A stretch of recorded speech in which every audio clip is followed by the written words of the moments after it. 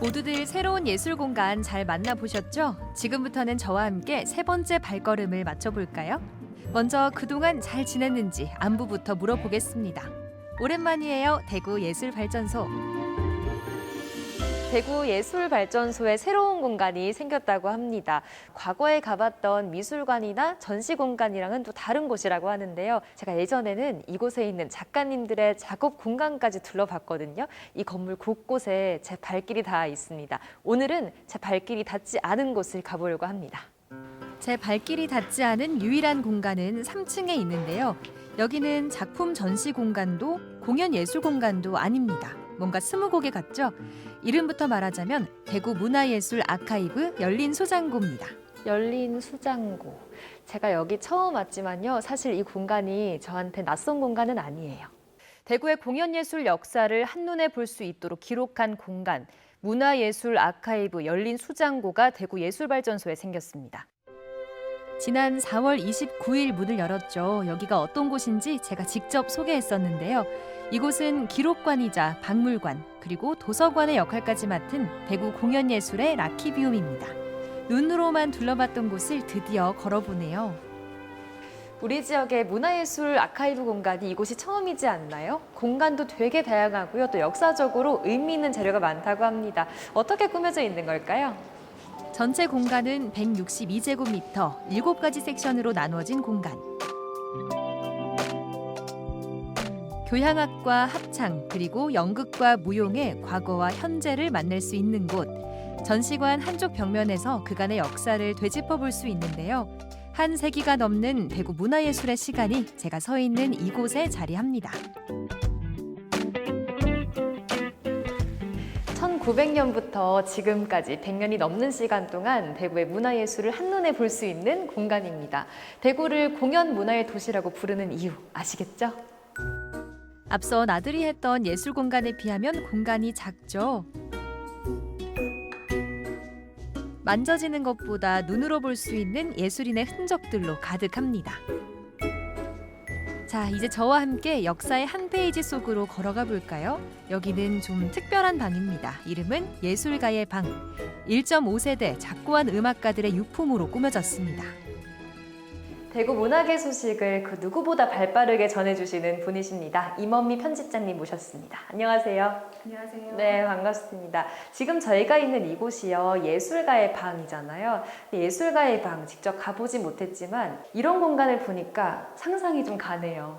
현재 우리 대구가 유네스코 창의도시 네트워크에 음악으로 가입을 했고 뮤지컬 축제, 오페라 축제 등 굵직굵직한 공연예술 축제가 열리는 도시잖아요. 이런 오늘의 풍성한 문화예술이 있기까지에 어떤 예술가들이 힘을 썼고 노력했길래 현재가 있을까 궁금한 가운데 역추적을 했어요. 그랬더니 일제강점기와 6.25 전쟁기를 거치면서 격동기에도 문화예술로 우리 도시를 풍성하게 하겠다는 확신을 가지고 노력하셨던 음악가들이 있으시더라고요. 그래서 그 음악가들의 유품으로 이 방을 구성을 해봤습니다. 이곳에 있는 피아노도 직접 치셨던 거고 옷도 직접 입으셨던 거겠네요.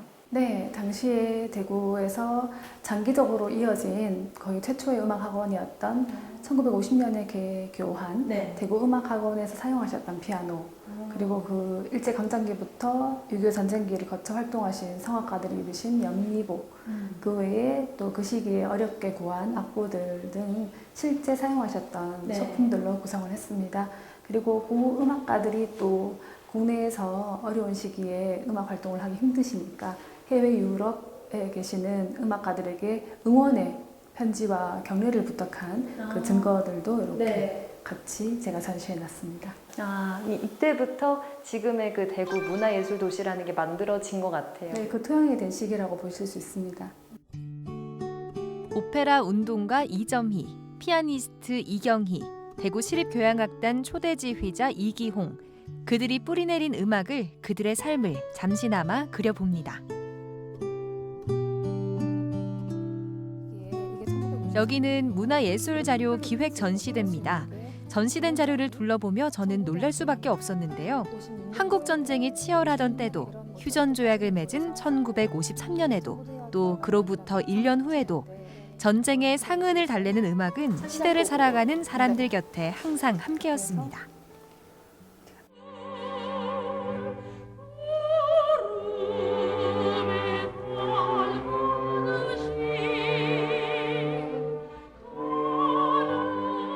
성악가분 목소리까지 다 녹음돼 있는데요. 근데 진짜 이런 아카이브 자료가 있으니까 이 시기에 음악을 들어볼 수 있는 게 참 영광인 것 같아요. 그렇죠. 네. 시간의 수를 잡았다고 말씀을 드렸죠. 잡아서 넣어놨습니다. 우와.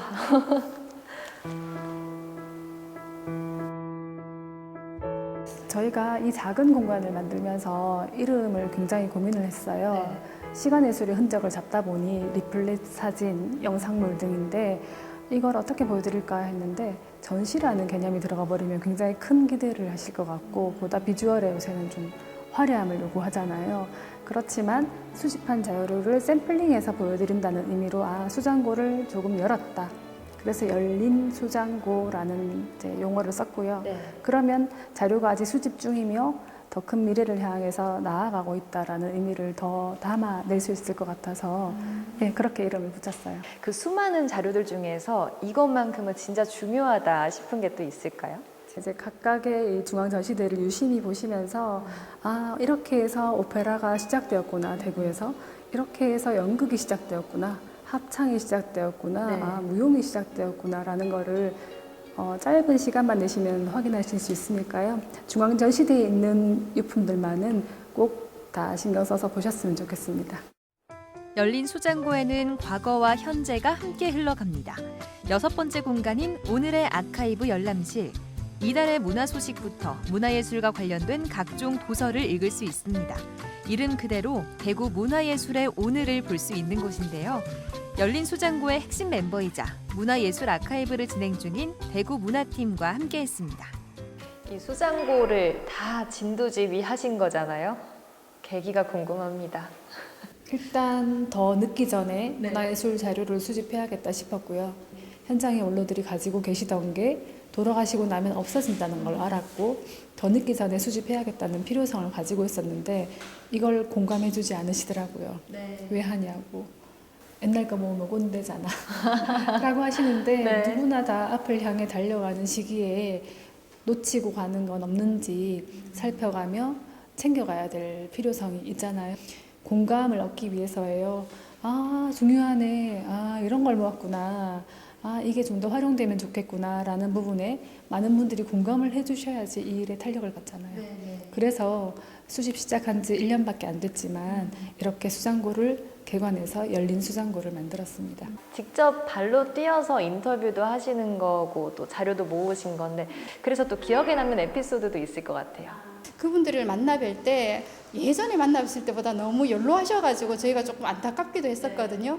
그런데 그 이제 구술 영상 작업을 하면서 예전의 눈빛으로 다시 돌아가시는 거예요. 진짜요? 예술 활동을 증언하시면서 눈이 반짝반짝하시고 또 소녀처럼 설레하시면서 그 사업에 참여를 하셨어요. 결국은 교감하면서 또 이게 문화예술의 일이기도 하지만 사람의 일이기도 하고 또 감정의 일이기도 하고 그런 것들을 많이 느꼈던 것 같습니다. 예술가의 인생사가 모여 문화예술계의 역사가 되는 곳. 삶이 곧 예술인 이들의 이야기가 모인 곳이 바로 열린 수장고입니다. 개간 미술이란 미술 전문지를 발간했는데 무엇을 말할 것인가 이것이 제일 중요했거든요. 72년도에 그 첫 작품 했을 적에부터 그 다음에 매년 네 작품 이상 그렇게 공연을 했었어요. 누군가 하지 않았다면 잊혀졌을 이야기들이 하나둘 발굴됐습니다. 생각지도 못했던 또 자료를 얻게 되셨다고 들었거든요. 네, 제가 역추적을 하고 있었는데 갑자기 뜻밖의 제보 전화가 왔어요. 이상화 시인이 독립운동을 하던 시절에 대구에서 독립운동을 하던 선배에게 선물한 열폭 병풍을 그 독립운동가의 후손이 서울의 자택에 가지고 계시다가 저희한테 기증을 해주셨어요. 깜짝 놀랄 만한 일이었는데요. 저희가 감사히 그 병풍을 받아서 미술품이 보관되기 최적의 장소가 대구미술관이잖아요. 현재 대구미술관에 보관해 놨습니다. 지금도 아카이브 작업은 현재 진행 중입니다. 함께 기억하고 찾아내야 할 문화예술 유산이 많이 남아있는데요. 앞으로 문화예술사의 플랫폼 역할을 톡톡히 해낼 겁니다. 이곳이 수장고만의 역할로 끝날 것 같진 않거든요. 앞으로 또 어떻게 갖고 나갈 계획이세요? 네, 자료를 수집 보존하는 수장고를 이렇게 열어버렸잖아요. 열어버렸으니까 소통하는 일도 해야죠. 그래서 대구문화예술의 뿌리를 찾을 수 있는 곳이 고프시면, 궁금하시면 이곳에서 찾아봐 드릴 수 있어야 되고, 역으로 또 이렇게 저희가 수집하는 자료들을 연구 보존해서 더 의미를 또 부여하는 작업들을 또 이어가야겠다는 생각을 했습니다. 그래서 지금은 정말 작은 공간으로 문을 열었어요. 근데 이게 정말 꼭 필요하다는 것을 지역의 예술가들과 시민들이 인지해 주셨으면 하는 바람입니다. 기자님은 또 올 하반기 더 바빠지신다고 들었거든요. 어떤 계획 있으신 거예요? 지난해까지 올해 초까지 수집한 자료들이 지금 많이 산적해 있거든요. 그것들을 목록화하는 작업을 해야 되고요. 또 그거와 더불어서 이 가져온 자료가 어떤 의미가 있는지, 또 거기에서 문화예술인들이 어떠한 교류를 통해서 당시 활동을 했는지를 엮어낼 수 있는 가치를 부여하는 연구 작업이 좀 더 깊이 선행돼야 될 것 같아요. 그래서 그것들을 좀 연구하는 작업을 해야 될 것 같고, 더불어서 오늘의 아카이브 작업도 시작을 해야 됩니다. 물론 저희가 하고 있는 대구문화 편집일도 열심히 할 예정입니다. 네, 이곳 열린 수장고에 채워질 대구의 앞으로의 문화예술 이야기가 벌써부터 기대가 되고요. 두 분의 활약이 꼭 필요할 것 같습니다. 오늘 함께해 주셔서 감사합니다. 우리가 마음 깊이 느껴진다고 할 때 스며든다는 표현을 쓰죠. 대구의 문화예술에 스며들기 좋은 곳. 여기는 대구 문화예술 아카이브 열린 수장고입니다.